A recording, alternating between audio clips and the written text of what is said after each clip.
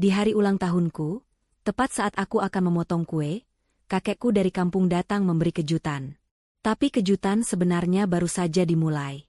Di depan semua orang, kakek bertanya padaku, "Feby, uang 95 juta yang kakek kirim untuk hadiahmu, kamu pakai beli apa?" Aku bingung. Suamiku panik. Dan aku sadar, aku telah dibohongi hidup-hidup oleh orang-orang yang paling aku percaya.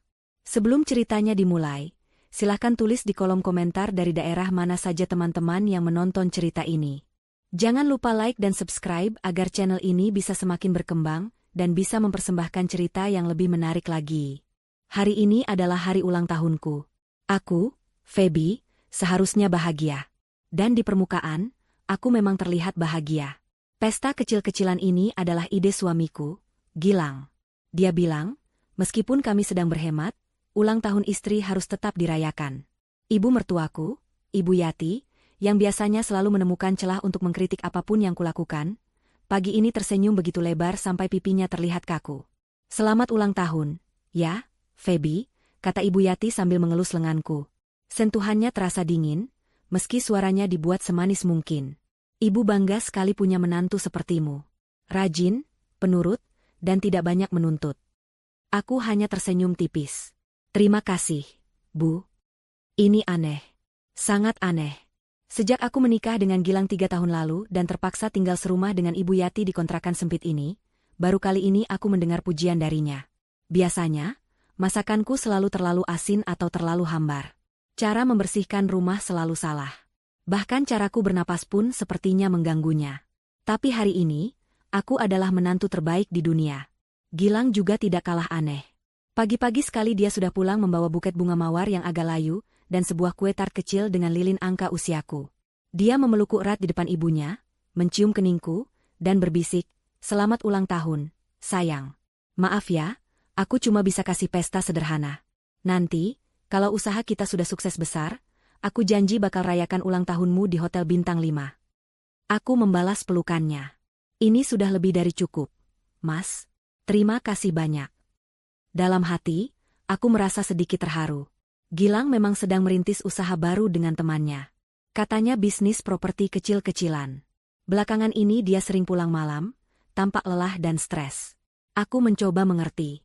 Tapi sikapnya hari ini, dan sikap Ibu Yati, terasa seperti sebuah pertunjukan yang dipaksakan. Tawa mereka terdengar sedikit terlalu keras di ruangan tamu kami yang sempit. Ada satu hal yang membuat kebahagiaanku terasa kurang lengkap. Kakek Harun. Kakekku satu-satunya, dari pihak ibuku yang sudah meninggal. Kakek Harun tinggal di kampung, di sebuah rumah besar yang dikelilingi sawah dan kebun yang luas. Orang-orang bilang kakekku itu kaya raya, 7 turunan tidak habis hartanya. Tapi penampilannya selalu sederhana. Kemeja batik lawas, sarung, dan topi petani. Bagiku, kakek adalah segalanya. Dia orang yang paling tulus menyayangiku di dunia ini. Kemarin aku meneleponnya, berharap kakek bisa datang ke kota untuk merayakan ulang tahunku. Tapi jawaban kakek membuatku sedih. "Maaf, Cuk," kata kakek dari seberang telepon. Suaranya terdengar serak. "Kakek tidak bisa datang. Ini, panen kakek gagal total. Kena hama." Aku terkejut. "Panen gagal, Kek? Yang benar? Bukannya kakek bilang?" "Sudahlah, tidak usah dibahas. Kakek mal. Mungkin kakek sudah terlalu tua untuk mengurus sawah," potongnya cepat. "Selamat ulang tahun, ya. Doa kakek selalu yang terbaik untukmu." Telepon ditutup begitu saja. Aku termangu. Sejak kapan kakek Harun mengeluh soal uang atau panen? Rasanya tidak mungkin. Tapi aku tidak mau berburuk sangka. Saat aku menceritakan soal panen gagal itu kepada Gilang dan Ibu Yati tadi malam, reaksi mereka juga aneh. Mereka tidak terlihat sedih atau bersimpati. Mereka malah terlihat lega. "Ya sudah, mau bagaimana lagi? Namanya juga musibah," kata Gilang sambil sibuk dengan ponselnya. "Baguslah kalau tidak datang," timpal Ibu Yati ketus, nadanya kembali normal karena kami sedang di kamar. "Bikin repot saja. Nanti dia datang, melihat kita hidup pas-pasan, lalu menceramahi kamu seharian. Feby." Ibu tidak suka cara dia memandang kita, seolah kita ini benalu. Aku hanya diam, menahan perih di hati. Kini, pesta sudah dimulai. Beberapa tetangga dan 2 teman kantorku datang. Kami duduk melingkar di lantai, beralaskan karpet. Ada tumpeng kecil yang kupesan, beberapa kue basah, dan sirup jeruk. Ibu Yati sibuk sekali mondar-mandir mengambilkan piring untuk tamu, tersenyum dan tertawa, memainkan peran sebagai ibu mertua yang sempurna. Gilang duduk di sebelahku, tangannya terus merangkul pinggangku, seolah menunjukkan pada dunia betapa dia mencintaiku. Aku merasa sesak. Kepalsuan ini begitu tebal. Aku ingin berteriak. Aku rindu kakek. Ayo, Feby, kuenya dipotong, kata Gilang, menyadarkanku dari lamunan. Para tamu mulai bernyanyi. Selamat ulang tahun, selamat ulang tahun. Aku memejamkan mata, mencoba mengumpulkan segenap harapan. Aku berdoa untuk kesehatan kakek, untuk kebahagiaan yang tulus, dan agar semua keanehan ini segera berakhir. Saat aku hendak meniup lilin, ting tong. Bel pintu kontrakan kami berbunyi. Suara nyanyian berhenti. Semua orang saling berpandangan. Para tamu sudah datang semua. Siapa lagi, Mas? Tanyaku pada Gilang. Gilang mengangkat bahu, tapi wajahnya terlihat tegang. Tidak tahu. Mungkin ada tamu yang salah alamat. Biar ibu yang buka, kata Ibu Yati, buru-buru berdiri merapikan daster pestanya. Tapi aku lebih cepat. Aku butuh udara. Aku butuh alasan untuk kabur sejenak dari lingkaran kepalsuan ini. Biar aku saja, Bu, kataku. Aku berjalan ke pintu depan. Pintu kayu bercat kusam itu kubuka perlahan. Jantungku berdebar. Di depanku, berdiri seorang lelaki tua. Dia memakai kemeja batik sederhana yang warnanya sudah sedikit pudar, celana bahan hitam, dan topi petani yang khas. Wajahnya keriput, namun matanya bersinar tajam dan penuh kasih. Dia tersenyum lebar, memperlihatkan giginya yang masih utuh. Napasku tercekat. Kakek? Itu kakek Harun. Dia berdiri di depan pintu rumahku, tersenyum seolah dialah kejutan terbaik di dunia. Aku masih membeku di ambang pintu. Otakku berusaha mencerna pemandangan di depanku. Kakek Harun. Di sini. Di kota. Di pesta ulang tahunku. Bukankah katanya panennya gagal? Bukankah dia malu? Kakek. Pekiku akhirnya, rasa rindu dan bingung meledak jadi satu. Aku langsung menghambur ke pelukannya. Aroma tembakau dan tanah kering khas kakek langsung memenuhi indraku. Ini nyata. Kakekku ada di sini. Selamat ulang tahun, cucu kesayanganku, bisik kakek Harun di telingaku, suaranya terdengar geli. Di belakangku, suasana ruang tamu mendadak senyap. Musik dangdut dari ponsel yang tadi diputar Gilang mendadak mati. Suara tawa para tamu lenyap. Aku melepaskan pelukanku dan berbalik, masih menggandeng tangan kakek. Semua mata tertuju pada kami. Tapi aku tidak peduli pada tamu. Aku melihat suamiku, Gilang. Dia berdiri kaku di samping meja kue. Senyum yang tadi dipaksakan di wajahnya luntur total. Matanya membelalak ngeri, seolah baru saja melihat hantu. Di sebelahnya, Ibu Yati lebih parah. Wajahnya yang tadi dipoles bedak tebal kini seputih kertas. Tangannya gemetar, memegang nampan berisi gelas sirup. Kakek? Suara Gilang yang keluar terdengar tercekat. Dia berusaha tersenyum, tapi yang keluar adalah ringisan aneh. Bu, bukannya kakek bilang gak bisa datang? Katanya panen gagal. Kakek Harun tertawa. Tawanya menggema, keras, dan penuh kemenangan. Tawa itu sama sekali tidak terdengar seperti tawa orang yang baru saja gagal panen. Panen gagal itu alasan buat orang yang tidak niat. Lang, seru kakek, suaranya sengaja dikeraskan. Dia melangkah masuk ke dalam rumah, tatapannya menyapu seluruh ruangan, dari dekorasi pita-pita murah di dinding hingga tumpeng kecil di atas meja. Masa ulang tahun cucu kesayanganku, Feby, kakek tidak datang? Lanjutnya, kini menatap lurus ke arah Gilang dan Ibu Yati. Tentu saja kakek datang. Aku datang untuk memberi kejutan. Kakek lalu menoleh padaku dan menepuk-nepuk punggung tanganku. Maaf ya, Cuk, kakek bohong soal panen gagal. Itu bagian dari kejutan. Aku tertawa lega. Kakek ini jahil sekali. Aku kan jadi sedih dari kemarin. Maaf, kata kakek. Para tamu mulai berbisik-bisik. Mereka bisa merasakan ketegangan yang luar biasa di ruangan ini. Ibu Yati, dengan wajah panik, buru-buru meletakkan nampan dan menyambar kursi plastik. Ah, kakek silakan duduk. Kek, maaf ini pestanya dadakan. Sederhana sekali, kata Ibu Yati, suaranya bergetar. Dia mencoba menarik tangan kakek untuk duduk. Tapi kakek Harun tidak bergerak. Dia tetap berdiri di tengah ruangan, seperti seorang raja yang sedang menginspeksi wilayahnya. Matanya yang tajam mengamati setiap detail. Dia melihat baju pesta sederhana yang kupakai. Dia melihat sandal jepit rumah yang dipakai Gilang. Dia melihat keheningan yang canggung ini. Gilang mengusap tengkuknya yang pasti basah oleh keringat dingin. Iya, Kek. Ini, kami cuma syukuran kecil-kecilan saja. Namanya juga ya, kakek tahu sendiri, kami lagi merintis usaha. Kakek Harun mengangguk-angguk pelan. Ekspresinya sulit ditebak. Dia tampak berpikir keras. Lalu, kakek melakukan sesuatu yang memecah keheningan. Dia menoleh padaku, tapi suaranya dia keraskan agar semua orang di ruangan itu, termasuk para tetangga yang sedang berbisik, bisa mendengarnya dengan jelas. Pestanya sederhana sekali, Nak, kata kakek. Aku mengangguk. Iya, Kek. Yang penting kan doanya. Kakek tersenyum tipis. Senyum itu tidak sampai ke matanya. Dia kembali menatap Gilang. Kakek kira pestanya bakal besar. Sangat besar, kata kakek. Gilang tampak makin gugup. Maksud kakek. Dan kemudian, kakek Harun menjatuhkan bom itu. Pertanyaan maut itu terlontar dari mulutnya dengan nada datar, namun menusuk. Uang 95 juta yang kakek beri kemarin, buat beli apa? Hening. Senyap. Suara jarum jam dinding di atas televisi terdengar seperti dentuman palu. Suara tetangga yang tadi berbisik langsung berhenti. Bahkan suara napas pun seolah tertahan. Aku mengerutkan kening. Aku pasti salah dengar. Apa, Kek? Tanyaku, sedikit tertawa gugup.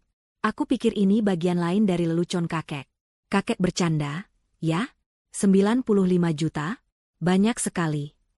Aku menoleh ke Gilang, mencari dukungan untuk menertawakan lelucon kakek. Tapi Gilang tidak tertawa. Wajahnya pucat pasi. Lebih pucat daripada mayat. Matanya melotot ke arah kakek. Bibirnya terbuka sedikit, tapi tidak ada suara yang keluar.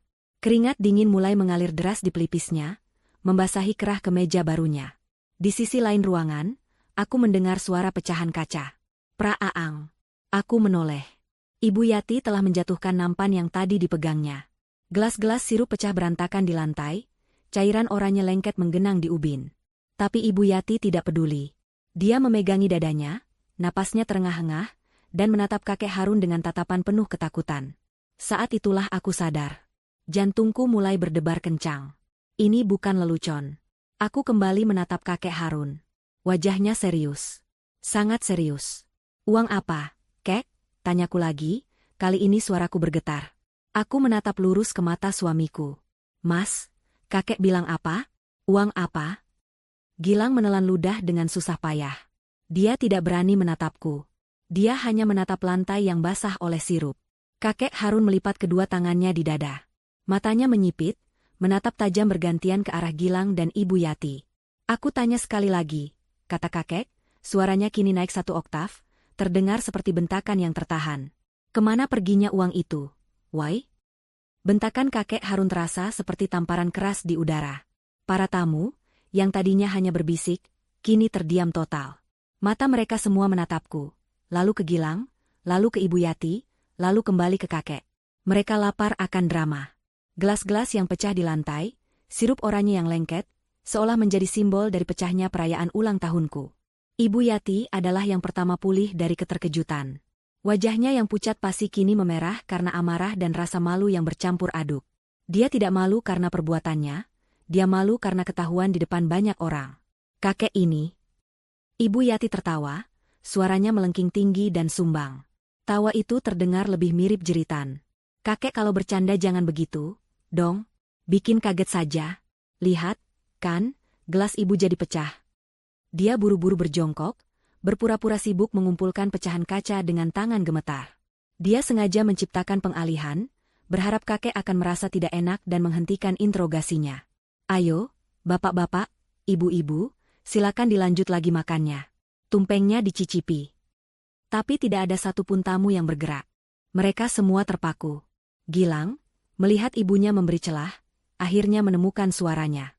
Dia mengusap wajahnya yang basah oleh keringat, lalu tertawa gugup. Iya, Kek. Kakek ini ada-ada saja. 95 juta? Uang dari mana? Kakek pasti salah kirim.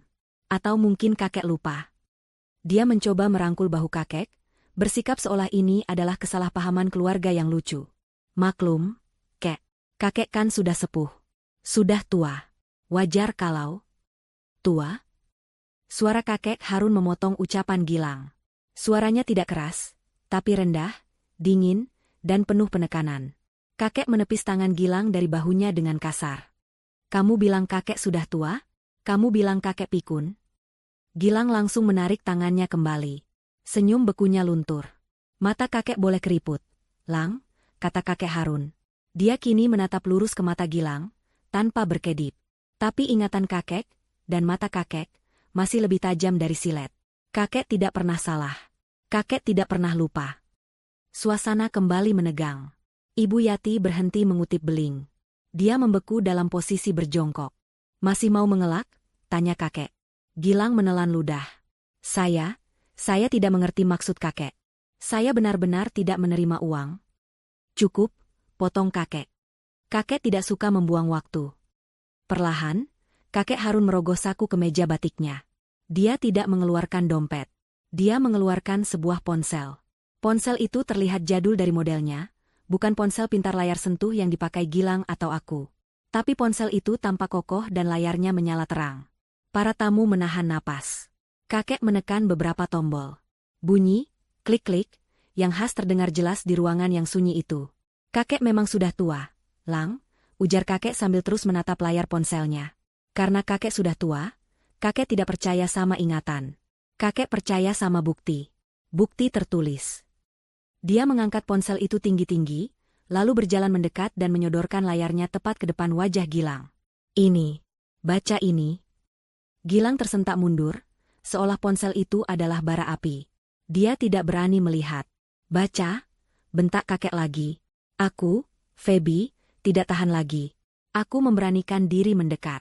Aku harus tahu apa yang terjadi. Aku mengintip layar ponsel kakek. Jantungku serasa diremas. Di layar itu, tertera dengan jelas sebuah notifikasi dari aplikasi bank. Notifikasi itu menunjukkan bukti transfer yang berhasil. Tanggalnya 3 hari yang lalu. Jam 10 pagi. Status, berhasil. Nama bank penerima, Bank ABC. Nama pemilik rekening, Gilang Permana. Dan jumlahnya tertera jelas. 95 juta rupiah. Darahku terasa surut dari wajah. Kakiku lemas. Mas. Bisikku, nyaris tak terdengar. Itu rekening kamu. Wajah Gilang berubah dari pucat pasi menjadi hijau. Dia terhuyung mundur selangkah, menabrak meja kue. Dia terpojok. Dan ini, kata kakek Harun, jarinya menekan tombol lagi, menggulir layar. Ini bukti obrolan kita di aplikasi pesan. 3 hari lalu, kamu yang menelepon kakek. Kamu menangis-nangis. Kamu bilang kamu butuh uang. Kamu bilang untuk modal usaha properti kamu yang baru. Kamu bilang butuh cepat. Kakek menatapku dengan tatapan sedih. Dan kamu tahu dia bilang apa lagi? Feby, Cuk, dia bilang, uang itu sebagian untuk modal, dan sebagian lagi untuk membelikanmu hadiah ulang tahun yang pantas. Dia bilang dia mau membelikanmu kalung berlian. Karena katanya, kamu istri terbaik yang pantas mendapatkan segalanya. Aku terhenyak. Kalung berlian? Aku menyentuh leherku, di mana tergantung kalung imitasi murah yang kubeli di pasar malam 2 tahun lalu. Pesta sederhana. Bunga mawar layu. Janji hotel bintang 5. Semuanya terasa seperti lelucon pahit sekarang. Kepalsuan yang tadi kurasakan, kini terkonfirmasi. Para tamu mulai berbisik hebat. Kali ini tidak tertahan lagi. Ya ampun, 95 juta. Katanya buat hadiah, kok pestanya begini? Itu uang kakeknya, dipakai suaminya. Dimakan sendiri, istrinya tidak tahu apa-apa. Tegas sekali. Pantas dari tadi mukanya panik. Wajah Ibu Yati merah pada menahan malu. Dia tidak tahan lagi. Dia berdiri tegak. Pestanya selesai. Teriak Ibu Yati dengan suara melengking, memotong semua bisikan. Dia menatap para tamu dengan mata melotot. Silakan pulang. Semuanya pulang. Ini urusan keluarga kami. Para tamu terkejut dengan usiran kasar itu. Mereka saling berpandangan, lalu buru-buru berdiri, mengambil tas mereka, dan berjalan cepat keluar pintu tanpa pamit. Mereka tidak mau terlibat. Tapi aku tahu, besok pagi cerita ini akan menyebar ke seluruh penjuru komplek. Dalam sekejap, ruangan itu kosong. Hanya tersisa aku, kakek Harun, Gilang, dan Ibu Yati. Dan tentu saja, puing-puing pesta ulang tahunku yang hancur berantakan. Gilang bernapas terengah-engah, seperti ikan kehabisan air. Dia terpojok. Dia tidak bisa mengelak lagi. Bukti transfer itu nyata. Kalian, desis Gilang. Matanya menatapku dan kakek dengan liar. Dia tidak lagi terlihat seperti suami yang lembut. Dia terlihat seperti penjudi yang kepergok. Masuk kamar. Sekarang, kita bicara di dalam. Dia menarik tanganku dengan kasar. Ibu Yati mendorong kakek Harun dari belakang, menggiring kami berdua masuk ke kamar tidur kami yang sempit dan pengap. Pintu kamar ditutup dan dikunci dari dalam oleh Ibu Yati. Pintu kamar tidur ditutup rapat oleh Ibu Yati. Suara kunci yang diputar terdengar seperti bunyi sel penjara yang ditutup. Ruangan ini sempit, hanya muat satu kasur, satu lemari pakaian kecil, dan meja rias murah. Udara di dalamnya terasa pengap dan panas. Kami bertiga, aku, kakek, dan Gilang, berdiri berhadapan. Ibu Yati bersandar di pintu, melipat tangan di dada, napasnya masih memburu karena marah. Gilang melepaskan cengkeramannya di lenganku. Dia tidak lagi panik. Wajahnya berubah. Kepanikan tadi hilang, digantikan oleh ekspresi putus asa yang dibuat-buat. Dia menatapku, matanya memerah. Dan kemudian, dia melakukan sesuatu yang tidak pernah kuduga. Dia berlutut. Dia menjatuhkan tubuhnya di lantai, berlutut tepat di hadapanku. Dia tidak berlutut di depan kakek Harun, pemilik uang itu. Dia berlutut di depanku. Itu adalah langkah yang sangat manipulatif. Aku baru menyadarinya sekarang. Dia tahu aku adalah titik terlemahnya. Feby, sayang, maafkan aku, katanya, suaranya parau. Air mata mulai menggenang di pelupuk matanya. Aku memang menerima uang itu, Feb. Aku bohong sama kamu. Aku bohong sama kakek. Pengakuan itu, meski sudah jelas buktinya, tetap menghantamku seperti godam. Jadi benar, suamiku sendiri telah menipuku dan kakekku. Mas, kenapa? Kenapa kamu lakukan ini? Uang sebanyak itu untuk apa? Tanyaku, suaraku bergetar menahan tangis. Dengarkan aku dulu. Gilang memotongku, nadanya memelas. Dia meraih kedua tanganku, menggenggamnya erat. Tangannya dingin dan basah oleh keringat. Aku terpaksa, Feby. Aku bersumpah, aku tidak punya pilihan lain. Aku tidak menikmatinya sepeser pun. Kakek Harun hanya diam bersandar di dinding dekat lemari. Dia tidak menyela. Dia hanya menonton. Lengannya bersedekap, matanya setajam elang, mengamati setiap gerak-gerik dan kata-kata Gilang. Ini bukan untukku, sayang. Lanjut Gilang, air matanya kini mulai menetes. Ini untuk Rudi. Aku mengerutkan kening. Rudi? Rudi temanmu yang jadi saksi nikah kita. Gilang mengangguk cepat, wajahnya penuh penderitaan. Iya, Feb, iya. Dia dalam masalah besar. Masalah hidup dan mati. Gilang mulai merangkai ceritanya. Dia bilang, minggu lalu Rudi mengalami kecelakaan. Dia tidak sengaja menabrak sebuah mobil mewah yang sedang parkir. Pemilik mobil itu bukan orang sembarangan, katanya preman besar. Mereka minta ganti rugi 100 juta rupiah saat itu juga. Rudi tidak punya uang, Feb. Dia meneleponku sambil menangis. Dia bilang, kalau dia tidak bayar dalam seminggu, mereka akan menyakiti istri dan anaknya yang masih kecil. Gilang meremas tanganku. Aku pusing. Sayang, aku tidak tahu harus berbuat apa. Rudi itu sahabatku. Dia sudah seperti saudaraku sendiri. Ibu Yati, yang tadi diam, kini ikut menimpali dari pintu. Benar, Feby, katanya, suaranya kini penuh isak tangis yang dibuat-buat. Anakku ini, Gilang, dia itu terlalu baik hati. Dia tidak tegaan. Dia rela mengorbankan dirinya sendiri demi menolong temannya. Gilang ini korban, Feb, dia cuma mau menolong. Aku menatap Gilang, lalu menatap Ibu Yati. Cerita itu terdengar dramatis. Tapi mungkinkah itu benar? Gilang memang sangat loyal pada teman-temannya. Tepat saat aku buntu, lanjut Gilang, menatapku lurus-lurus, kakek menelepon, menanyakan kabarku dan persiapan ulang tahunmu. Aku hilaf, Feb. Aku melihat itu sebagai satu-satunya jalan keluar. Aku terpaksa berbohong pada kakek. Aku bilang butuh modal usaha. Uang 95 juta itu langsung aku berikan semua ke Rudi untuk menyelamatkan keluarganya. Dia menunduk, bahunya terguncang isak tangis. Aku tidak bilang padamu karena aku tidak mau kamu khawatir, Feb. Aku tidak mau merusak hari ulang tahunmu dengan masalah ini. Rencanaku, aku akan bekerja serabutan, apa saja, untuk mengumpulkan uang dan menggantinya pelan-pelan. Aku bersumpah, demi Tuhan, aku akan mengganti setiap rupiah uang kakek. Aku tidak bermaksud jahat. Ceritanya selesai. Dia tetap berlutut, menatapku dengan tatapan memohon. Hatiku terbelah. Di satu sisi, ada kakek dan bukti kebohongan yang nyata. Di sisi lain, ada suamiku yang menangis, memohon ampun dengan alasan yang begitu mulia. Menyelamatkan nyawa keluarga sahabatnya. Aku benci dia berbohong, tapi jika alasannya benar, Mas, kataku pelan. Kenapa kamu nggak jujur saja dari awal? Sama aku? Sama kakek? Kita bisa cari jalan keluar bersama. Aku mulai luluh. Sifat naifku mengambil alih. Aku menoleh ke kakek Harun, yang sedari tadi tidak bersuara. Kek, Mas Gilang niatnya baik. Kek, dia cuma mau menolong temannya. Dia? Ceritamu bagus, Lang. Suara kakek Harun yang tenang dan dingin memotong ucapanku. Gilang mendongak, terkejut. Air mata palsunya berhenti mengalir seketika. Drama yang sangat meyakinkan. Lanjut kakek, mendorong tubuhnya dari dinding dan melangkah maju satu langkah. Ibumu juga aktingnya hebat.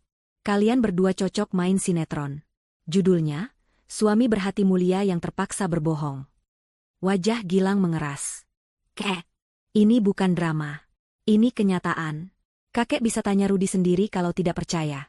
Serunya, kini nadanya sedikit membentak. Dia berdiri dari lututnya. Oh, ya. Kakek Harun tersenyum sinis. Senyum itu membuat bulu kuduku meremang. Jadi, temanmu namanya Rudi. Kecelakaan. Tabrak mobil preman. Butuh uang 100 juta. Iya, bentak Ibu Yati. Anakku pahlawan. Dia menolong temannya. Kasihan sekali temanmu si Rudi itu, kata kakek pelan, menggelengkan kepalanya. Dia pasti sedih sekali. Tentu saja dia sedih. Hidupnya terancam, seru Gilang. Iya, kata kakek, matanya kini menatap lurus menembus jiwa Gilang. Rudi pasti sedih sekali. Karena temannya, Gilang, tega memakai namanya untuk menutupi kebusukan. Hutang teman, katamu? Kakek Harun mengambil jeda sejenak, membiarkan ketegangan memenuhi ruangan pengap itu sampai ke titik puncaknya. Atau hutangmu sendiri? Karena kalah main judi slot. Waktu seakan berhenti. Napas Gilang tercekat di tenggorokannya. Wajahnya, yang tadi sudah pucat, kini berubah menjadi kelabu seperti abu. Dia tidak menduga kakek akan tahu sejauh ini. Kebohongan kedua yang dia bangun dengan susah payah, hancur berkeping-keping dalam satu kalimat. Kamar sempit itu terasa kehabisan oksigen. Pertanyaan kakek Harun, atau hutangmu sendiri karena kalah main judi slot? Menggantung di udara seperti awan beracun. Itu bukan pertanyaan, itu adalah vonis. Aku menatap suamiku, Gilang, menunggu dia tertawa, menunggu dia membentak kakek karena fitnah yang keji itu.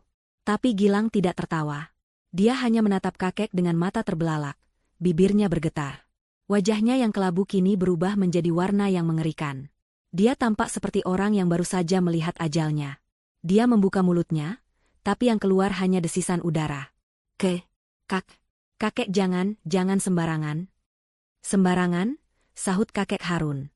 Suaranya tetap tenang, tapi ketenangan itulah yang paling menakutkan. Kakek tidak pernah sembarangan bicara. Jadi benar, uang 95 juta itu ludes di meja judi. Mas. Aku akhirnya berteriak. Suaraku pecah. Aku menarik-narik lengan kemejanya. Jawab, Mas. Bilang sama kakek itu tidak benar. Bilang kamu tidak mungkin melakukan hal sehina itu. Bilang, Mas. Aku mengguncang-guncang tubuhnya, air mataku mulai mengalir deras. Aku masih ingin percaya pada kebohongan indah tentang menolong teman. Kebenaran yang baru ini terlalu pahit, terlalu kotor untuk kutelan. Gilang menepis tanganku dengan kasar. Diam, Feb, bentaknya padaku, matanya liar. Saat itulah Ibu Yati meledak. Dia melihat putranya terdesak, dan instingnya untuk melindungi, atau lebih tepatnya, untuk melindungi dirinya sendiri, mengambil alih. Dia tidak bisa membiarkan cerita versi judi ini menang. Dia melompat maju, berdiri di antara Gilang dan kakek. Wajahnya merah padam, urat-urat di lehernya menonjol. Diam kamu, orang tua, teriaknya, menunjuk lurus ke wajah kakek Harun. Kamu pikir kamu siapa? Hah? Datang-datang ke rumah orang, merusak pesta, dan sekarang memfitnah anak saya. Kakek Harun hanya mengangkat satu alisnya. Fitnah? Bukti di ponsel kakek. Persetan dengan buktimu, potong Ibu Yati. Dia kini berbalik menghadapku, matanya melotot marah. Dan semua kemarahan itu, semua rasa malu dan ketakutan itu, dia tumpahkan padaku. Dan kamu, Feby, kamu ini istri macam apa?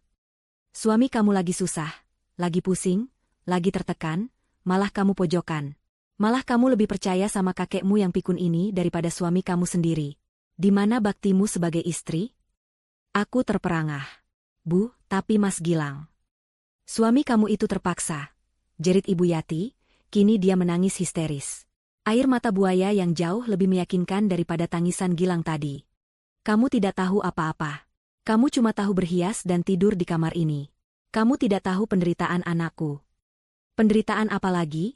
Tanya kakek Harun, suaranya terdengar bosan. Versi Rudi sudah gagal. Versi judi kamu bantah. Sekarang ada versi apa lagi? Kakek jadi penasaran. Ibu Yati menatap kakek dengan benci, lalu kembali menatapku. Dia sepertinya memutuskan bahwa aku adalah penonton yang harus diyakinkan. Dia meraih bahuku, mencengkeramnya erat. Dengar, Feby, desisnya. Uang itu memang dipakai Gilang. Tapi bukan untuk judi. Bukan untuk temannya. Itu untuk kami. Untuk keluarga ini. Aku bingung. Untuk keluarga? Maksud ibu? Hutang, kata Ibu Yati, suaranya kini pelan dan penuh drama. Gilang berbohong soal Rudi, itu benar. Dia tidak mau kamu khawatir. Dia menanggung semuanya sendirian, anak malangku ini. Dia mengelus pipi Gilang, yang hanya dia membatu. Uang itu dipakai untuk membayar hutang almarhum ayahnya Gilang. Hutang peninggalan bapaknya. Ini adalah cerita baru. Aku menatap Gilang. Gilang menatap ibunya. Keterkejutan di wajah Gilang menunjukkan bahwa dia juga baru mendengar cerita ini. Mereka bahkan tidak kompak dalam berbohong. 2 minggu lalu, lanjut Ibu Yati, matanya menatapku tajam, seolah memaksaku untuk percaya. Ada debt collector datang ke rumah ini. Waktu kamu sedang kerja. 3 orang, badannya besar-besar, penuh tato. Mereka bilang almarhum suami ibu dulu punya hutang rentenir 100 juta. Bunganya sudah berlipat ganda. Mereka mengancam kami, Feby.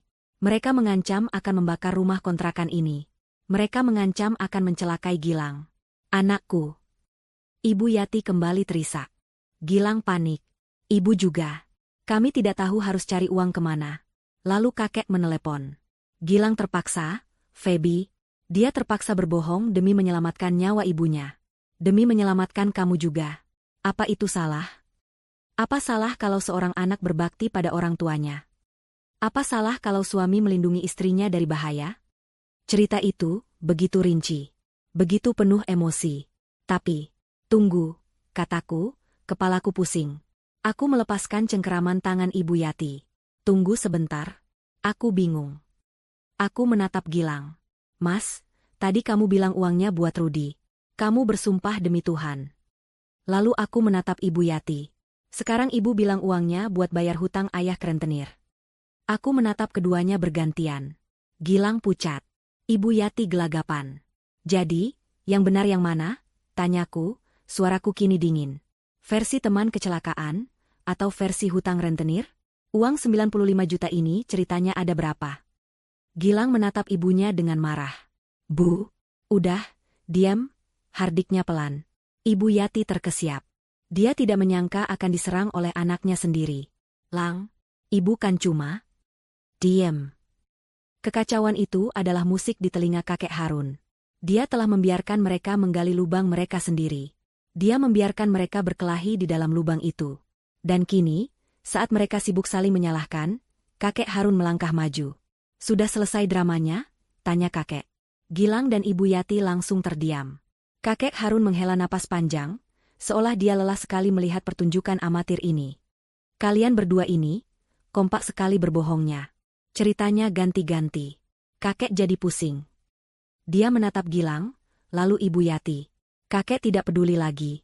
Uangnya mau dipakai untuk Rudi, untuk bayar hutang ayahmu, atau untuk modal beli permen, kakek tidak peduli. Gilang dan Ibu Yati saling berpandangan. Mereka pikir mereka akan lolos. Mereka pikir kakek sudah menyerah. Tapi, lanjut kakek masih punya satu pertanyaan terakhir. Dan kakek mau jawaban jujur. Kakek Harun kembali mengangkat ponsel jadulnya. Layarnya masih menyala. Dia tidak menunjukkan bukti transfer yang tadi. Dia menunjukkan layar yang lain. Kakek anggap saja uang 95 juta itu hangus untuk bayar hutang, kata kakek. Hutang judi atau hutang rentenir, terserah kalian. Tapi kakek mau tanya. Dia menatap lurus ke mata Gilang. Tatapannya sedingin es. Lalu, siapa wanita bernama, sayang, yang kamu transfer 20 juta dari uang itu, Gilang? Jika pertanyaan soal judi slot adalah bom, maka pertanyaan terakhir kakek Harun adalah ledakan nuklir. Ruangan itu mendadak senyap-senyap. Aku bisa mendengar deru darah di telingaku sendiri. Sayang. Kata itu keluar dari mulutku dalam bentuk bisikan. Bisikan yang bergetar. Aku menatap kakek Harun, lalu menatap Gilang. Apa? Kek? Maksud kakek. Sayang, siapa? Gilang tidak lagi pucat. Wajahnya kini berwarna ungu. Dia tersedak ludahnya sendiri. Dia terhuyung mundur, tangannya meraba-raba dinding di belakangnya, mencari pegangan. Dia tidak bisa berkata-kata. Matanya terpaku pada layar ponsel kakek, seolah itu adalah kepala ular kobra yang siap mematuknya. Ini bukan lagi soal uang. Ini adalah sesuatu yang menghancurkan fondasi pernikahanku. Ibu Yati, yang tadi begitu garang, kini tampak bingung. Dia tidak tahu soal ini, atau mungkin dia tahu? Apa-apaan lagi ini, kek? Kata Ibu Yati, suaranya terdengar panik, tapi dia berusaha tertawa. Kakek ini mengada-ada saja. Sayang? Itu. Dia berpikir keras, matanya melirik ke sana kemari mencari inspirasi kebohongan baru. Ah, itu pasti nama toko. Iya, toko. Gilang kan mau merintis usaha properti? Sayang, itu pasti nama toko bahan bangunan. Toko keramik, sayang? Atau toko besi, sayang? Benar kan, Lang? Dia menyenggol Gilang, memaksanya untuk setuju. Tapi Gilang sudah hancur. Dia hanya menggeleng lemah, terlalu takut untuk bicara. Kakek Harun tersenyum sinis. Senyum itu membuatku mual. Toko bahan bangunan, Bu Yati? Toko yang hebat sekali. Toko bahan bangunan namanya, sayang, dan minta transfer 20 juta ke rekening bank pribadi atas nama Selvi Anjani? Selvi Anjani. Nama itu terasa asing, namun begitu menusuk. Siapa itu, Mas? Tanyaku lagi, suaraku naik. Siapa Selvi Anjani? Gilang akhirnya ambruk. Dia tidak berlutut. Dia merosot di dinding, terduduk di lantai yang dingin, memeluk lututnya. Dia kalah.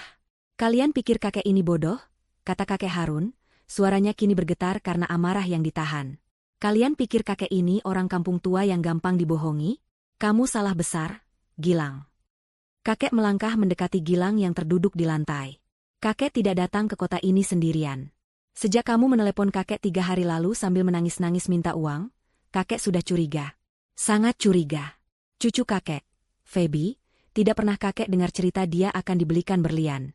Dia istri yang sederhana. Kakek tahu kamu bohong sejak detik itu. Kakek menatapku dengan sedih. Kakek punya orang di kota ini, Cuk, asisten kakek. Dia yang kakek minta mengawasimu, Gilang, sejak 3 hari lalu, tepat setelah uang kakek transfer. Ibu Yati menutup mulutnya. Diawasi? Benar, diawasi, kata kakek. Kalian tahu sopir ojek online yang mengantarmu ke mal 2 hari lalu, Gilang? Itu orang kakek.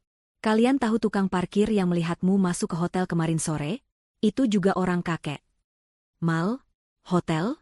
Jantungku serasa berhenti berdetak. Kakek tahu semuanya, lanjut kakek Harun. Suaranya kini seperti hakim yang membacakan putusan.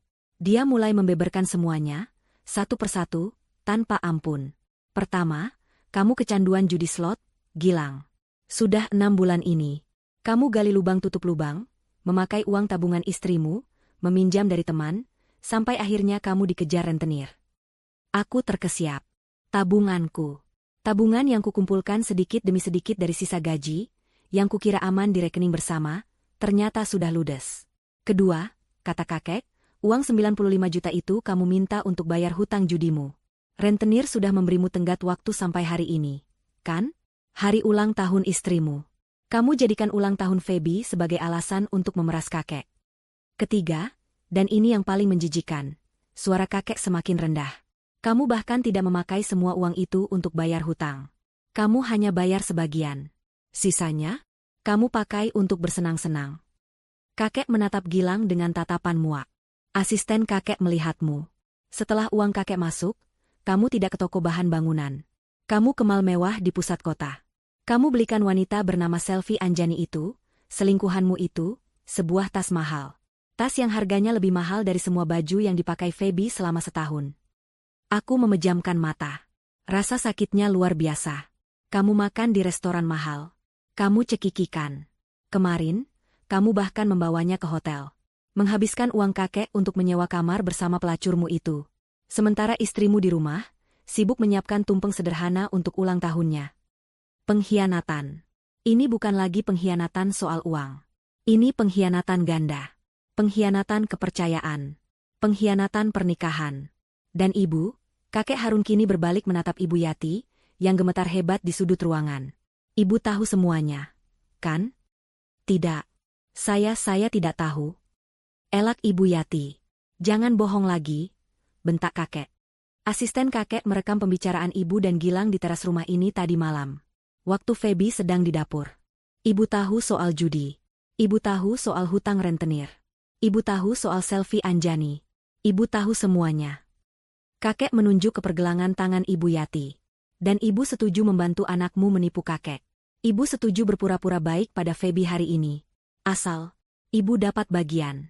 Benar, kan? Berapa jatah ibu? 5 juta? Cukup untuk membeli gelang emas baru yang sedang ibu pakai itu. Aku membuka mataku. Aku menatap pergelangan tangan Ibu Yati. Benar. Sebuah gelang emas model baru yang berkilauan. Gelang yang tidak ada di sana kemarin. Semuanya masuk akal. Sikap manisnya. Pujiannya. Senyum palsunya. Pesta palsu ini. Semuanya adalah sebuah konspirasi. Mereka berdua, ibu dan anak, telah bekerja sama untuk menipuku, memeras kakekku, dan merayakan pengkhianatan ini tepat di hari ulang tahunku. Aku berdiri membatu. Air mataku sudah kering. Yang tersisa di dalam diriku bukanlah kesedihan. Bukan. Yang kurasakan adalah amarah. Amarah yang dingin, pekat, dan mematikan. Amarah yang belum pernah kurasakan seumur hidupku. Aku berjalan pelan. Aku berjalan melewati kakek Harun. Aku berjalan menuju suamiku, Gilang, yang masih terduduk di lantai, menangis tanpa suara, seperti pengecut. Aku berdiri tepat di depannya. Dia mendongak, menatapku dengan mata memohon. Aku menatapnya. Wajah yang dulu kucintai. Wajah yang kini terlihat asing dan menjijikkan. Tega kamu, bisikku. Lalu aku mengangkat tanganku tinggi-tinggi. Dengan segenap kekuatan yang kupunya, aku menamparnya. Plah! Suara tamparan itu menggema di kamar sempit itu. Lebih keras dari suara beling pecah. Pipi Gilang langsung memerah. Dia terkejut. Ibu Yati menjerit. Aku menatapnya dengan mata menyala. Tega kamu, teriakku. Di hari ulang tahunku. Tamparanku masih menyisakan perih di tanganku, dan bekas merah yang jelas di pipi Gilang. Ruangan itu kembali hening, hening yang lebih pekat dari sebelumnya. Gilang memegangi pipinya, matanya menatapku tak percaya, seolah aku adalah orang asing. Lalu, Ibu Yati menjerit. Jeritan itu bukan jeritan kaget, tapi jeritan amarah yang tertahan. Beraninya kamu, raunya. Dia menerjangku, tangannya terangkat, kuku-kukunya siap mencakar wajahku. Dasar menantu tidak tahu diri. Berani kamu menampar anakku? Aku memejamkan mata, bersiap menerima cakaran. Tapi itu tidak pernah datang. Cukup. Suara kakek Harun menggelegar seperti petir di ruangan sempit itu. Sebelum tangan Ibu Yati sampai padaku, kakek sudah bergerak. Dia tidak mendorong Ibu Yati, dia hanya berdiri di antara kami. Tubuh tuanya yang kurus itu kini terasa seperti benteng baja. Ibu Yati menabrak dada kakek dan terhuyung mundur. Jangan pernah, desis kakek Harun, matanya menatap Ibu Yati dengan tatapan membunuh. Jangan pernah kamu sentuh cucuku dengan tangan kotormu itu. Ibu Yati terdiam, napasnya memburu. Dia menatap kakek dengan benci, tapi juga takut. Dia tahu dia tidak bisa melawan kakek Harun. Gilang, melihat ibunya dilawan, mencoba bangkit. Kek, jangan kasar sama ibu saya. Kakek Harun bahkan tidak menoleh padanya. Dia memunggungiku, melindungi aku sepenuhnya. Kalian berdua, kata kakek, suaranya kini tenang dan dingin. Waktu bicara kalian sudah habis. Waktu berbohong kalian juga sudah habis. Kakek merogoh ponsel jadulnya sekali lagi. Dia tidak lagi mencari bukti. Dia menekan satu tombol panggilan cepat. Ponsel itu dia tempelkan ke telinganya. Sudah waktunya, kata kakek ke telepon, bawa mereka masuk sekarang. Jantungku berdebar. Bawa siapa? Gilang dan Ibu Yati saling berpandangan, tampak bingung dan takut. Bawa siapa, Kek? Tanya Gilang, suaranya gemetar. Kakek mau apa? Kakek tidak menjawab. Dia hanya memasukkan ponselnya kembali ke saku. Beberapa detik kemudian, kami mendengar suara langkah kaki berat di luar. Pintu depan rumah kontrakan ini, yang tadi ditinggalkan terbuka oleh para tamu yang kabur, tidak menghalangi siapapun. Langkah kaki itu semakin dekat, menyusuri ruang tamu yang berantakan, dan berhenti tepat di depan pintu kamar tidur kami yang terbuka. 3 orang pria masuk. Mereka memenuhi kusen pintu. Satu orang di depan, usianya mungkin sekitar 40-an, memakai kemeja batik yang sangat rapi dan celana bahan licin. Dia membawa tas kerja kulit yang mahal. Wajahnya tenang dan profesional. Dia menatap kami seolah kami adalah klien. 2 orang di belakangnya sangat berbeda. Mereka tinggi besar, tegap, memakai kemeja safari warna krem yang seragam.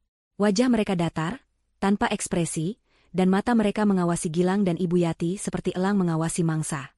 Mereka jelas bukan orang sembarangan. Selamat malam, kata pria berbatik rapi itu. Ibu Yati mencengkeram lengan Gilang. Siapa mereka? Kakek Harun berbalik badan. Dia menepuk bahuku pelan, menyuruhku minggir sedikit. Kakek kini duduk di satu-satunya kursi di kamar itu, kursi meja riasku yang reot. Tiba-tiba, kakek terlihat seperti seorang bos besar yang siap memimpin rapat. Gilang, Bu Yati, kata kakek. Kenalkan. Yang di depan ini, namanya Pak Bima. Dia pengacara pribadi saya. Sudah mengurus semua aset kakek selama 20 tahun. Wajah Gilang dan Ibu Yati makin pucat. Pengacara. Lalu yang 2 di belakang itu, lanjut kakek, anggap saja mereka asisten kakek. Mereka di sini untuk memastikan pembicaraan kita berjalan lancar. Memastikan tidak ada yang berbuat macam-macam. Seperti, misalnya, mencoba mencakar cucu saya. Kakek melirik tajam ke arah Ibu Yati. Pak Bima melangkah masuk ke kamar, diikuti 2 asisten yang berdiri mengapit pintu, memblokir jalan keluar. Pak Bima meletakkan tas kerjanya di atas kasurku, membukanya dengan tenang. Kakek tidak suka basa-basi, kata kakek Harun, suaranya kembali datar. Kalian sudah terbukti menipu kakek. Kalian sudah mengakui, walau berbelit-belit. Sekarang, kakek beri kalian 2 pilihan. Dengarkan baik-baik. Kakek mengangkat 1 jarinya. Pilihan pertama, kembalikan uang kakek. 95 juta. Utuh. Malam ini juga, tunai. Mata Gilang dan Ibu Yati membelalak. Kakek mengangkat jari keduanya. Pilihan kedua, jika kalian tidak bisa mengembalikannya, dan kakek tahu kalian tidak bisa, Pak Bima akan mendaftarkan laporan polisi besok pagi jam 8 tepat. Tuduhannya bukan cuma 1. Penipuan, pasal 378. Penggelapan, pasal 372. Dan Ibu Yati, kakek menatap lurus, ibu akan kena pasal turut serta membantu kejahatan. Pasal 55. Ancaman hukumannya berat. Kalian berdua akan menginap lama sekali di tempat yang tidak nyaman. Keheningan yang mencekam itu dipecahkan oleh suara tawa.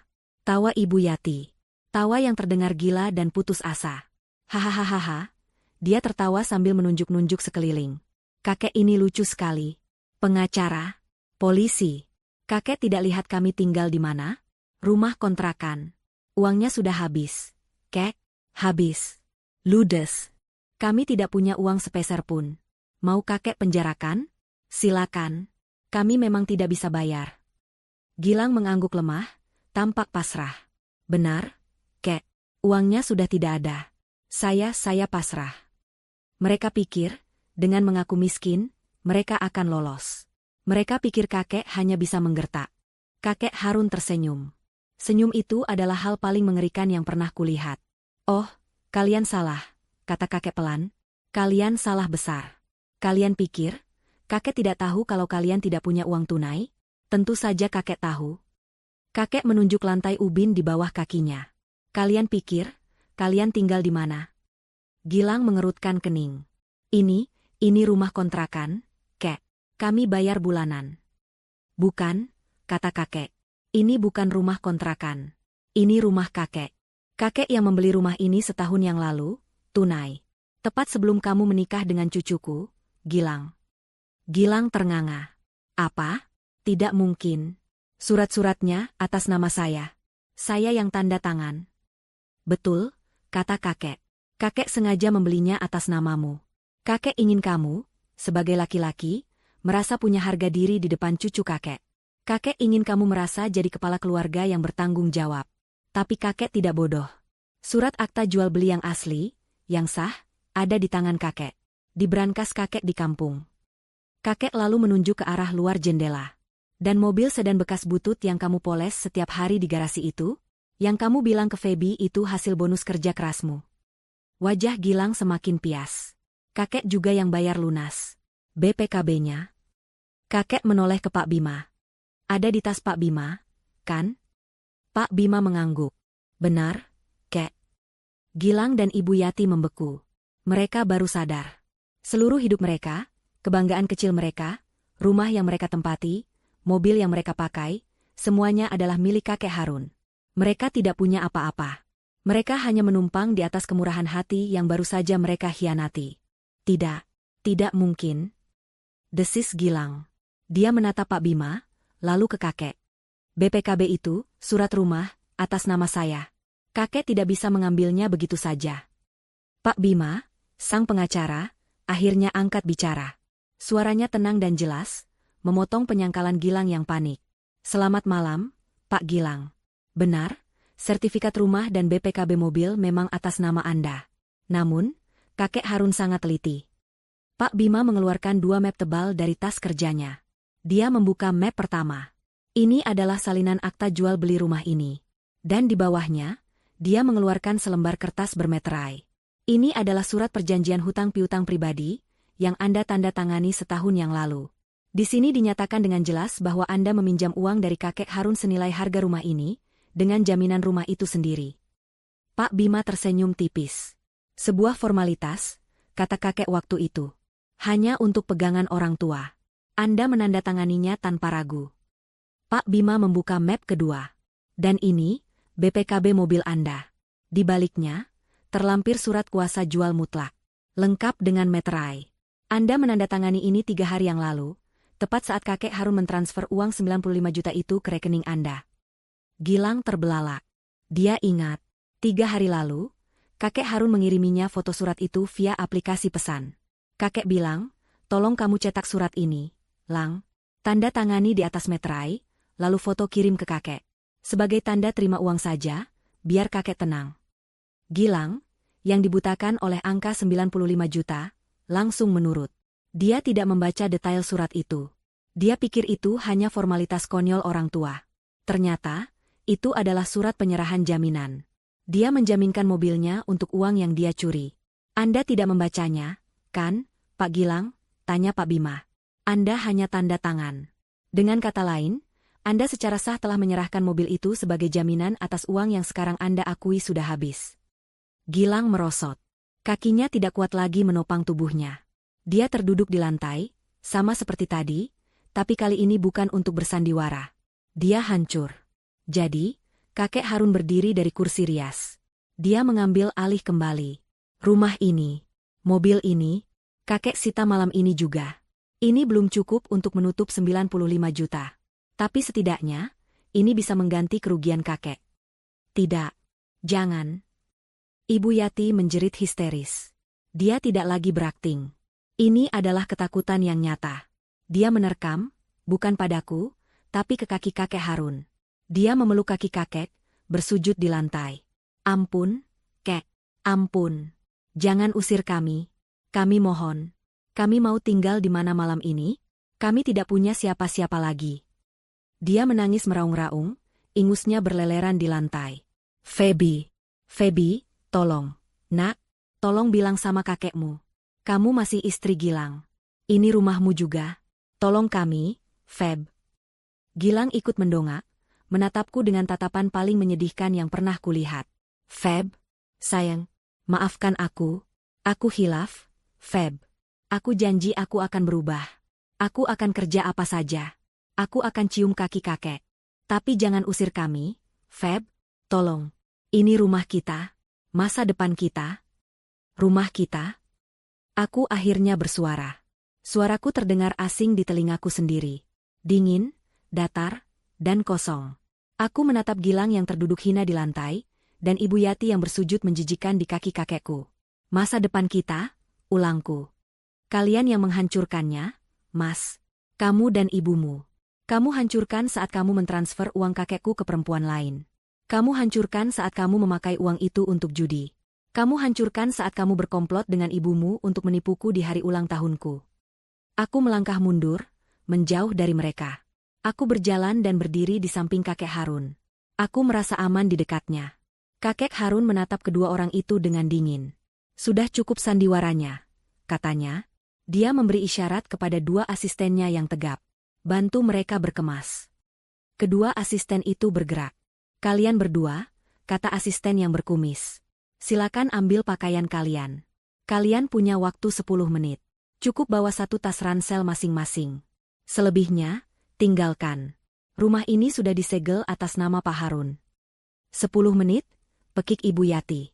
Mulai dari sekarang, kata asisten itu sambil melihat jam tangannya. Apa yang terjadi selanjutnya adalah pemandangan yang kacau. Ibu Yati dan Gilang berlari panik ke lemari pakaian. Mereka saling sikut, saling dorong, berebut mengambil baju-baju terbaik mereka. Ibu Yati tidak lupa menyambar gelang emas barunya dari meja rias, dan memasukkannya ke dalam saku daster. Gilang menyambar ponsel dan dompetnya. Mereka memasukkan semuanya ke dalam tas ransel dengan kasar. 10 menit terasa sangat cepat. Waktu habis, kata asisten berkumis. Dia dan rekannya memegang lengan Gilang dan Ibu Yati. Tidak kasar, tapi sangat kuat. Mereka digiring keluar dari kamarku. Gilang, tunggu, teriak Ibu Yati. Dompetku. Di laci. Sudah, Bu, ayo, bentak Gilang, yang wajahnya sudah pucat dan pasrah. Mereka diseret keluar kamar, melewati ruang tamu yang porak-poranda, melewati tumpeng ulang tahunku yang sudah dingin. Aku mendengar pintu depan dibuka, lalu ditutup dengan keras.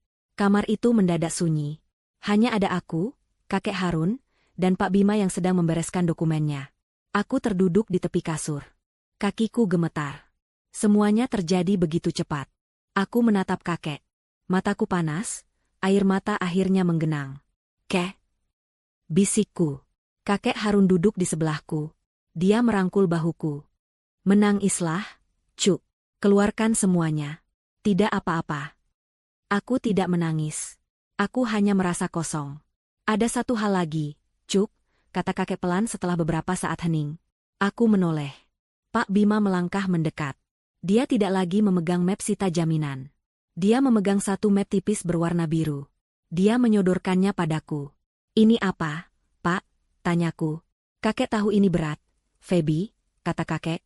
Tapi kakek tidak mau kamu terikat sedetik pun lebih lama dengan laki-laki seperti itu. Kakek sudah siapkan ini. Aku membuka map biru itu. Di dalamnya, selembar kertas. Judulnya, Surat Gugatan Cerai. Di situ tertera namaku, Feby, sebagai penggugat. Dan nama Gilang Permana sebagai tergugat. Alasan gugatan, perselingkuhan dan penipuan dalam rumah tangga yang menyebabkan kerugian material dan moral. Semuanya sudah diketik rapi. Hanya kurang satu, tanda tanganku. Pak Bima menyodorkan sebatang pulpen mahal. Aku menatap kertas itu, lalu menatap kakek. Mataku yang tadi berkaca-kaca kini terasa jelas. Kakek memegang bahuku, menguatkanku. Tanda tangani ini, Cuk. Suaranya melembut, penuh kasih. Ini hadiah ulang tahunmu yang sebenarnya. Kebebasan. Aku mengambil pulpen itu. Tanganku tidak gemetar lagi. Aku memegang pulpen yang diberikan Pak Bima. Tanganku tidak gemetar lagi. Tatapanku lurus dan mantap. Di atas kertas gugatan cerai itu, di atas meterai, aku menorehkan tanda tanganku. Febianti. Saat ujung pulpen itu terangkat dari kertas, aku merasakan sesuatu yang aneh. Rasanya ringan. Beban seberat ribuan ton yang selama 3 tahun ini menghimpit dadaku tanpa kusadari, kini terangkat seluruhnya. Bagus, kata kakek Harun pelan. Pak Bima mengambil kembali surat itu, memasukkannya ke dalam map biru dengan rapi. Baik, Bu Feby. Besok pagi sekali, tim saya akan mendaftarkan ini ke pengadilan agama. Dengan semua bukti yang kita miliki, bukti transfer ke rekening wanita simpanannya, rekaman pengakuan Ibu Yati tadi, dan kesaksian kakek, prosesnya akan sangat cepat. Saya jamin, dalam beberapa bulan, Anda akan resmi bebas. Aku mengangguk. Aku merasa kosong, tapi ini adalah kosong yang baik.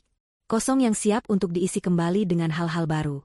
Tepat saat Pak Bima menutup tas kerjanya, dari luar rumah terdengar keributan yang hebat.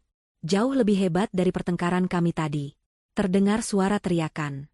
Itu suara Ibu Yati, melengking tinggi, penuh kengerian dan rasa sakit. Tidak. Lepaskan saya. Jangan. Gilang. Gilang, tolong Ibu, Nak. Lalu disusul suara Gilang, yang terdengar seperti orang tercekat.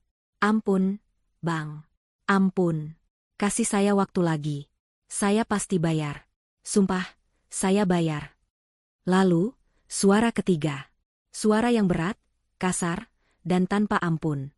Waktumu sudah habis, anjing. Bos kami sudah muak menunggu janjimu. Ikut kalian berdua sekarang. Ada apa itu? Teriak Ibu Yati lagi. Gilang. Mereka siapa? Aku dan kakek Harun saling berpandangan. Kakek terlihat tenang, seolah dia sudah menduga ini akan terjadi. Kakek memberi isyarat kepada dua asistennya yang masih berjaga di dekat pintu. Mereka segera membuka pintu depan rumah, melangkah ke teras untuk melihat apa yang terjadi. Aku, didorong oleh sisa-sisa rasa penasaran yang getir, berjalan mengikutinya dari belakang. Pak Bima, mungkin merasa bertanggung jawab atas keselamatan kami, berdiri di sampingku. Pemandangan di luar gerbang kontrakan kami, di bawah cahaya lampu jalan yang remang-remang, adalah pemandangan neraka.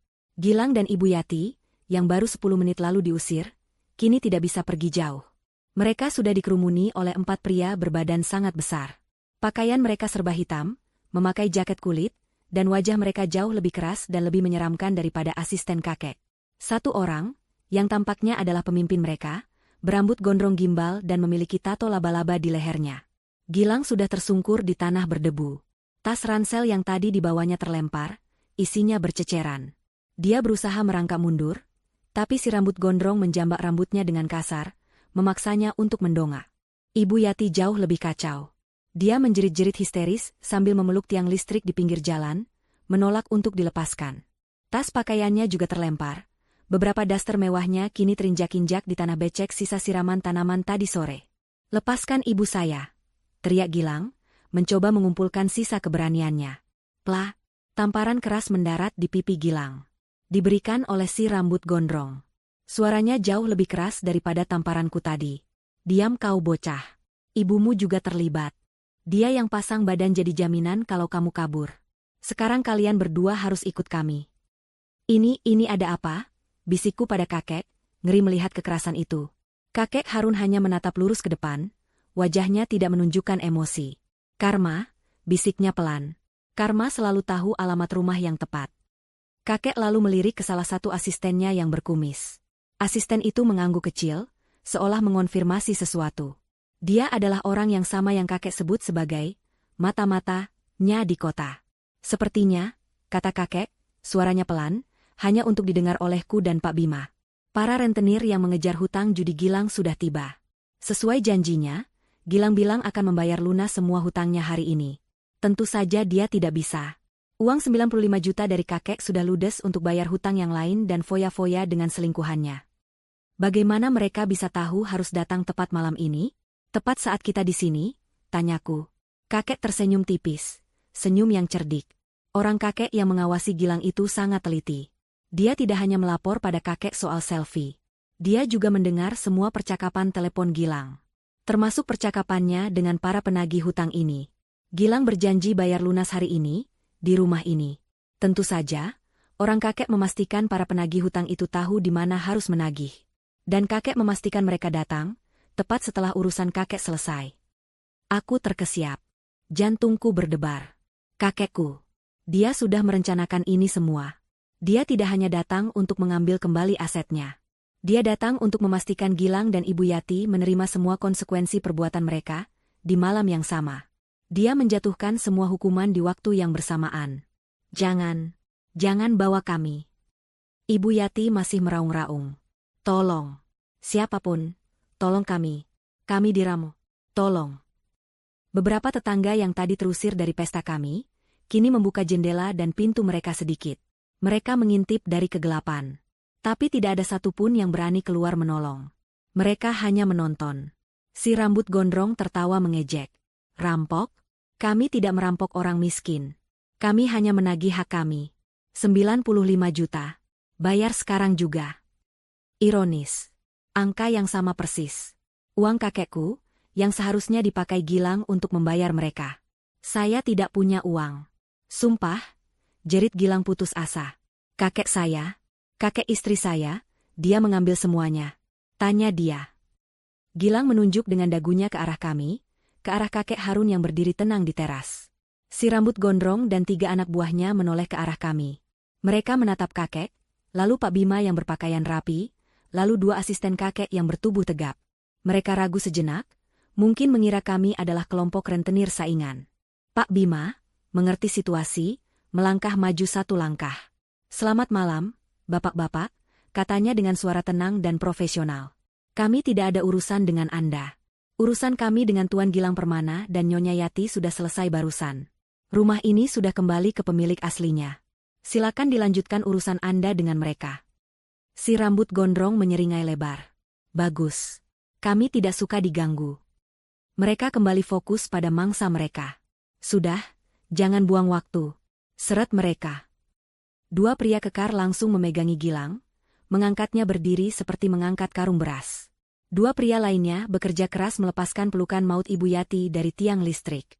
Mereka menyeretnya dengan kasar, membuatnya tersandung-sandung. Gilang, Feby, tolong ibu, nak. Ibu Yati tiba-tiba berteriak padaku. Wajahnya yang penuh air mata dan ingus menatapku dengan putus asa. Tolong, kakekmu itu kaya raya. Dia masih punya banyak uang. Bayar mereka, Feby. Tolong ibu. Ibu mohon. Aku hanya menatapnya dari teras. Dingin. Wajah yang tadi pagi memujiku setinggi langit. Wajah yang tadi siang membentakku. Wajah yang berkomplot untuk menipuku. Dan kini, wajah itu memohon padaku untuk diselamatkan. Aku tidak bergerak. Aku tidak berkata apa-apa. Di tengah kekacauan itu, ponsel Gilang yang tergeletak di tanah tiba-tiba berdering nyaring. Layarnya menyala terang, menerangi tanah yang becek. Si rambut gondrong melihatnya. Dia membungkuk dan mengambil ponsel itu. Di layar, tertera nama kontak penelepon, Selfie sayang. Si rambut gondrong tertawa terbahak-bahak. Wah. Sayang MU menelepon. Lang, mau pamer habis dapat uang haram lagi. Dia iseng, menggeser tombol hijau untuk menjawab. Dia menyalakan pengeras suara. Terdengar suara wanita manja dari seberang. Halo, Beb? Kok lama banget sih angkatnya? Kamu di mana? Aku udah di apartemen nih nungguin. Katanya kamu mau transfer lagi malam ini buat beli sepatu yang tadi? Kok belum masuk juga? Si rambut gondrong menyeringai ke arah Gilang. Halo, Selfie, sayang. Beb, kamu lagi sibuk sedikit. Dia lagi mau ikut kami kerja Rodi dulu beberapa bulan. Kamu mau ikut juga? Sepertinya kamu juga ikut menikmati uang haram kami, ya? Terdengar suara pekikan ngeri dari seberang. Siapa kamu? Jangan macam-macam ya. Lalu, klik. Telepon ditutup. Bajingan, teriak Gilang, mencoba menerjang si rambut gondrong, tapi dia langsung dipukul di perut hingga terbungkuk kesakitan. Sudah, jangan banyak drama. Bawa mereka ke markas. Biar bos yang mengurus mereka, perintah si rambut gondrong. Mereka diseret paksa. Dimasukkan ke dalam sebuah mobil minibus hitam pekat yang diparkir di ujung gang. Gilang dan Ibu Yati terus berteriak, memohon ampun, dan meronta. Tapi tidak ada yang bisa mereka lakukan. Tenaga mereka kalah telak. Pintu minibus dibanting dengan keras. Suara jeritan Ibu Yati langsung teredam. Mobil itu menyalakan mesinnya, bannya berdecit, lalu melaju kencang, menghilang ditelan kegelapan malam. Gang itu kembali sunyi. Hanya tersisa tas ransel yang terbuka, pakaian daster yang berserakan di tanah, dan kami berempat yang berdiri di teras. Kakek Harun menghela napas panjang. Dia berbalik, masuk ke dalam rumah.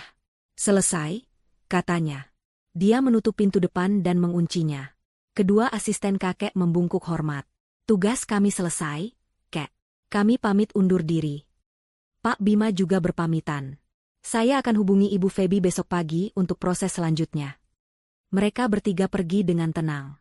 Kini, hanya tinggal aku dan kakek Harun di dalam rumah yang terasa asing ini.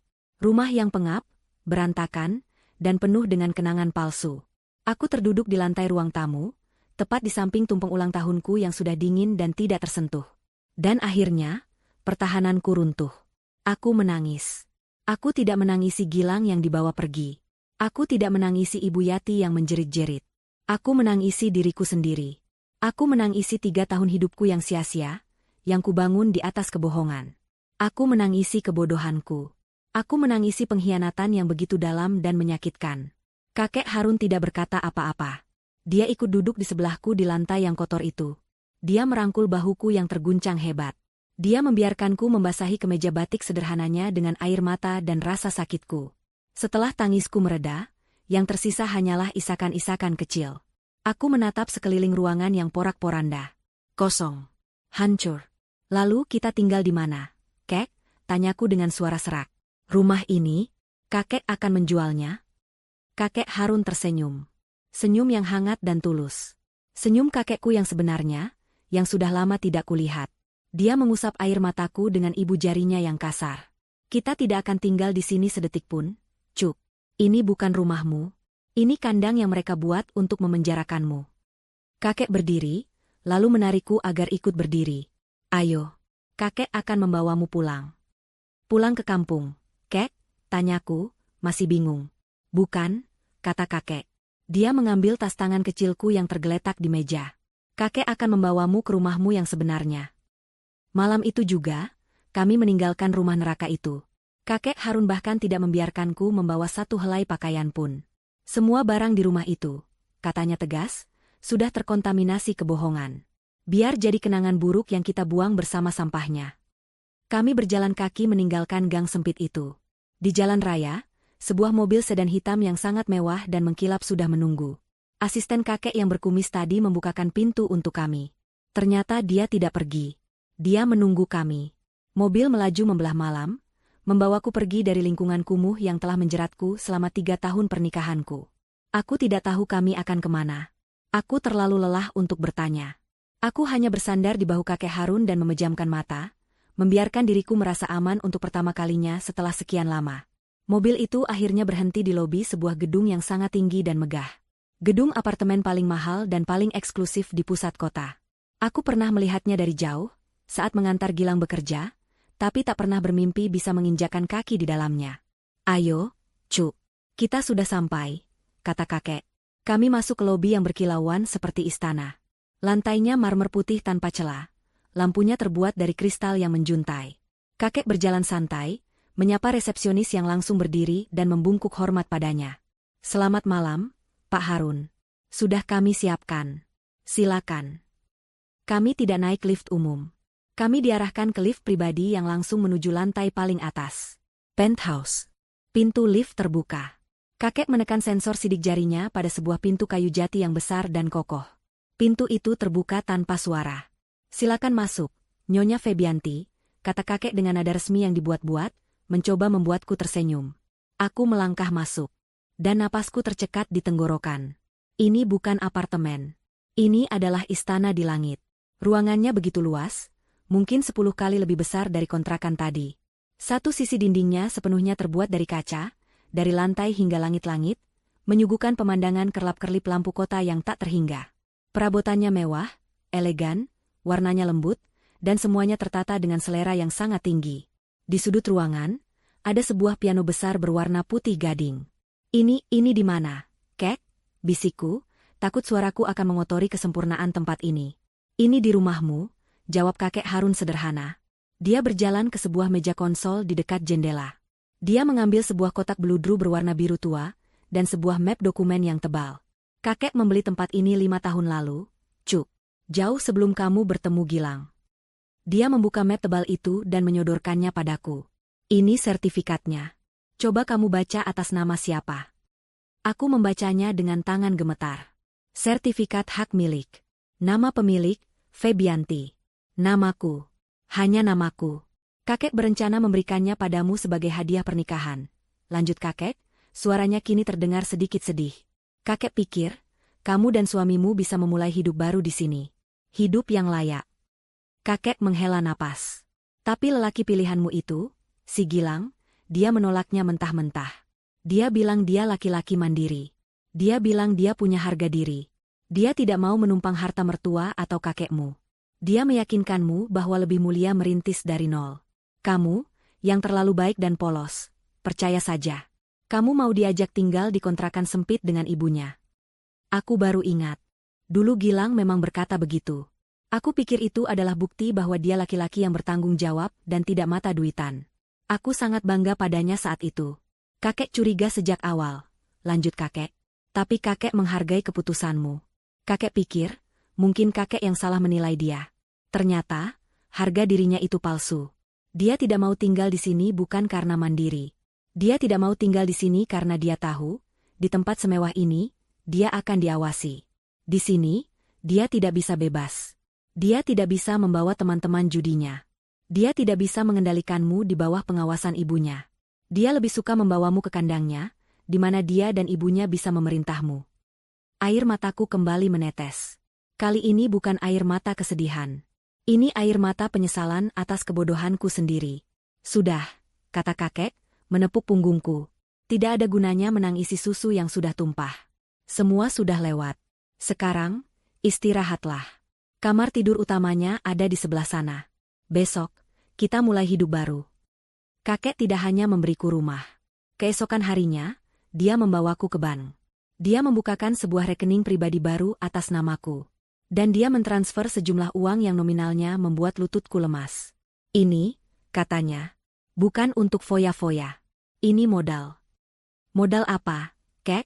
Tanyaku bingung. Kakek menatapku lekat. Modal untuk mewujudkan impianmu. Dulu, sebelum kamu menikah, kamu pernah bilang ke kakek kalau kamu ingin punya butik. Butik pakaian rancanganmu sendiri. Sekarang, kakek beri kamu modalnya. Wujudkan impianmu. Jangan pernah lagi bergantung pada laki-laki. Jangan pernah lagi bergantung pada siapapun. Berdirilah di kakimu sendiri, Cuk. 1 tahun berlalu seperti mimpi. Proses perceraianku berjalan sangat mulus. Gilang dan Ibu Yati tidak pernah muncul di satu kali pun persidangan. Pak Bima mengurus semuanya.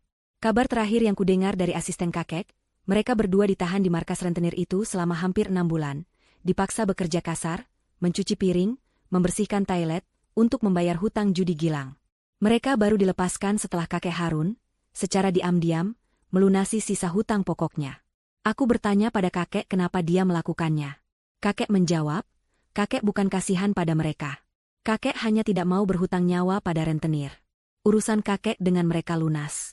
Urusan mereka dengan Tuhan, biar mereka selesaikan sendiri.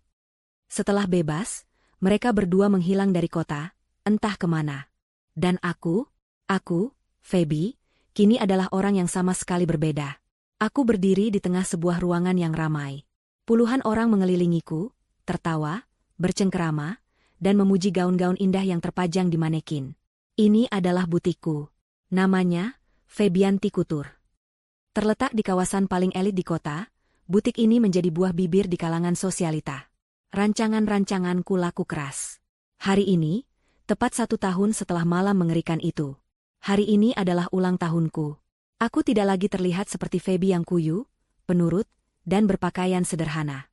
Rambutku kini kupotong pendek dengan gaya yang modern. Aku memakai gaun malam berwarna merah marun rancanganku sendiri. Aku tersenyum lebar, menyapa para tamu, berterima kasih atas pujian mereka.